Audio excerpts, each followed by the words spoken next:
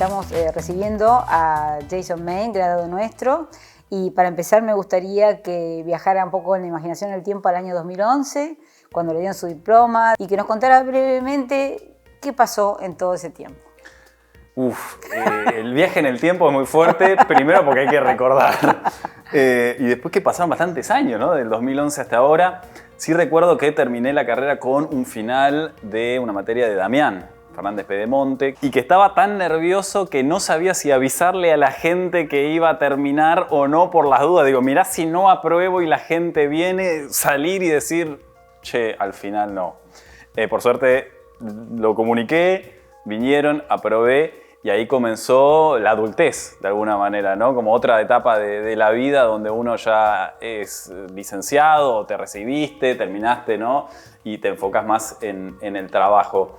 En ese momento yo estaba haciendo una pasantía en Radio Metro, a través también del Austral. Ya iba un año de pasantía y ahí me contrataron como productor de Radio Metro, de un programa que llamaba Su Atención Por Favor y otro que llamaba Comunidad Metro, que iban a la noche, o sea, trabajaba de 8 de la noche, físicamente, ¿no? De 8 de la noche hasta la 1 de la mañana. Y eso lo hice bastante tiempo. En paralelo, antes ya trabajaba en la oficina de graduados de la facultad, así que ese último año, cuarto año de la universidad, me acuerdo que era ir a cursar a Garay muy temprano, entrábamos a las 8, ¿no? 9 más o menos. Sí, y trabajaba después a la tarde en la oficina de graduados y de ahí me iba directamente a la radio hasta la 1 de la mañana. Así que el hecho ya de haber terminado un poco era terminar con esa rutina que era prácticamente no dormir y tener dos trabajos. Pero en la Metro seguís. En la Metro sigo, exacto. Después de ahí fui haciendo mi caminito. Pasé de pasante a ser productor, a ser coordinador de aire, que vendría a ser una especie de productor ejecutivo. Empecé a salir al aire, hice móviles, después fui columnista, después empecé a tener mi propio programa y eso estuvo muy lindo. Pero vos también trabajaste, bueno, trabajás en televisión, en TN y en el 13, y trabajás también has trabajado también en gráfica también, por lo que vi. Sí, colaboré con La Nación, con Brando, aunque mis aportes con gráfica era como para probar un poco y me siento mucho más cómodo trabajando en materia audiovisual o en radio que escribiendo. ¿Recorriste 19 países tocando la gaita? Sí, eso fue antes de empezar en la facultad. Cuando terminé el colegio, como no sabía mucho bien qué quería hacer, tenía que viajar, ¿no? Como quién no, pues bueno, quién no. Pero en ese momento no era tan sencillo. Año 2006, me acuerdo que me recibí del secundario, trabajé en un call center, con lo que ahorré y un poquito. Me fui con ese dinero, mis padres me bancaron, me compraron el pasaje, pero no me dieron mucho más. Lo que sí me dijeron es, bueno, está todo bien si te vas, pero que te vaya alguien a recibir al aeropuerto como para al menos tener un vínculo. Claro. Y no ir. Uno piensa que a los 18 salís y ya está, y está todo, y después te das cuenta, ¿no? que no. Finalmente encontré unos primos sextos en Edimburgo, en Escocia, era literalmente primos sextos, y caí en su casa. Y a medida de esta experiencia de ir intentando buscar un trabajo, porque mi idea era ahorrar en libras y viajar lo más que podía. Trabajé preparando café, bartend, paseé caballo sin saber andar a caballo, vendí whisky. Y me di cuenta, trabajando en un local de venta de souvenirs que te explotaban soberanamente, que por ahí podía probar tocando la gaita, la gorra, a ver qué pasaba. Y finalmente fue lo que hice y toqué en pleno Edimburgo, que es la ciudad de las gaitas, y tocaba ahí al principio como muy escondido, en un rinconcito, con vergüenza, un argentino, acá, qué ladrón. Bueno, puse ahí la gorra o el estuche de la gaita y claro, de repente la gente pasaba y me daba libras y cada vez me daba más y cada vez me fui corriendo de la sombra al sol y cada vez a la avenida un poquito más principal hasta que me di cuenta que era muy rentable y que ganaba lo mismo tocando 1 hora la gaita que trabajando 6 en un negocio. Así que básicamente hice las dos cosas y durante un año recorrí Europa, después tocando la gaita a la gorra. Te quería volver un poquito al tema del periodismo. Se habla mucho ahora dos temas. Uno es el tema de la precariedad laboral. ¿Se siente mucho en el periodismo o es también en otros trabajos? ¿Vos crees que es general la precariedad laboral? Creo que en algunos trabajos más que otros. Creo que en los medios sí hay una crisis de según los propios medios de anunciantes, pero también de valorar el talento, ¿no? De cuidar y fomentar el talento interno, un poco porque cambió también la dinámica, ¿no? Digo, pretender que un redactor vaya 9 horas presencial por los sueldos que se manejan es un poco no entender por dónde van las cosas. Y también creo que los medios antes jugaban con la impunidad de pero mirá dónde estás trabajando, claro, esto te abre como otras puertas, claro, y eso ya no es tan así.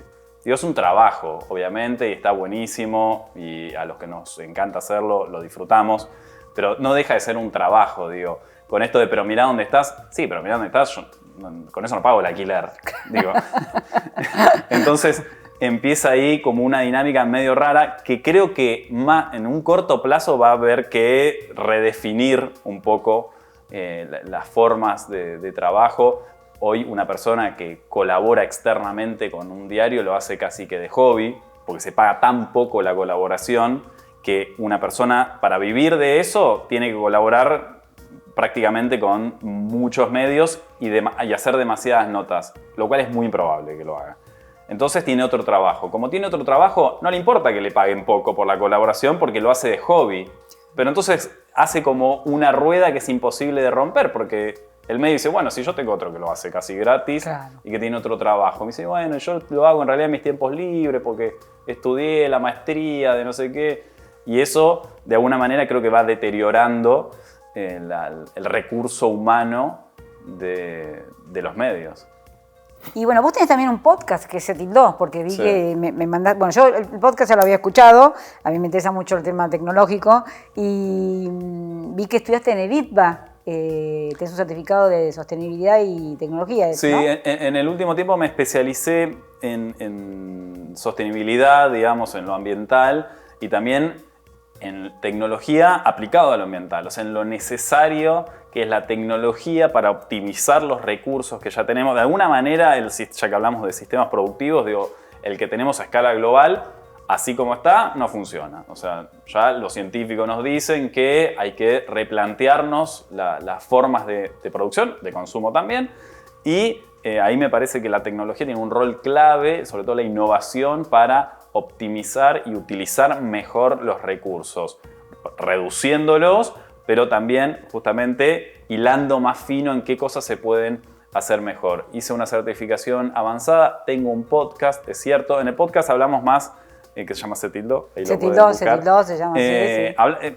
Me parece que hay que aprovechar todas las plataformas que uno tiene a disposición. A veces se puede más, a veces se puede menos, pero digo, haces una nota para la tele que después grabás un pedacito en vertical que lo usás en TikTok, que lo usás en Instagram y después quizás de ahí podés sacar un fragmento para el podcast. De alguna manera optimizás ese recurso también.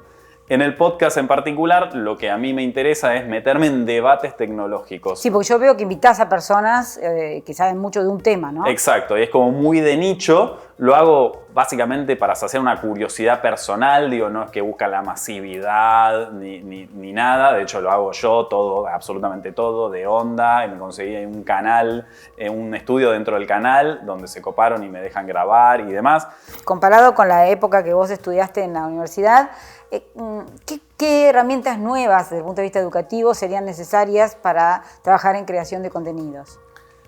Y de alguna manera, digo, no hay que pensar en los contenidos con un solo final, ¿no? O sea, bueno, esto lo uso para esto, sino ver cómo optimizar ese contenido y adaptarlo a los distintos formatos y lenguajes.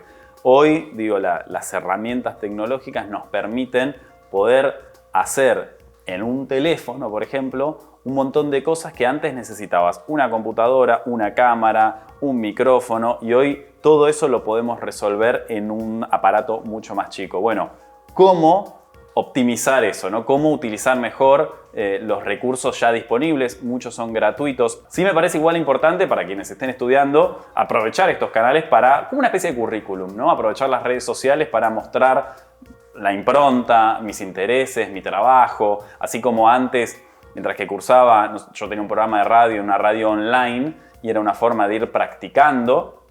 Bueno, hoy eso mismo lo puedes hacer en Twitch, puedes hacerte un canal específico de TikTok, y cómo armarte de ahí de una comunidad, de un público. Así que creo que no solamente pensar en radio, creo que ahora es lenguaje sonoro igual, ¿no? Lenguaje sonoro, sí.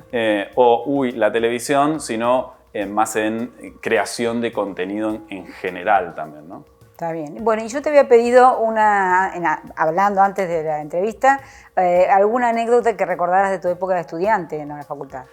Bueno, esto tuve que hacer un poco de memoria. Hay anécdotas que recuerdo, por ejemplo, a Barcia diciendo que nunca jamás podés dar la mano con la mano húmeda, que hay que secarse. Eso me sirvió para la vida.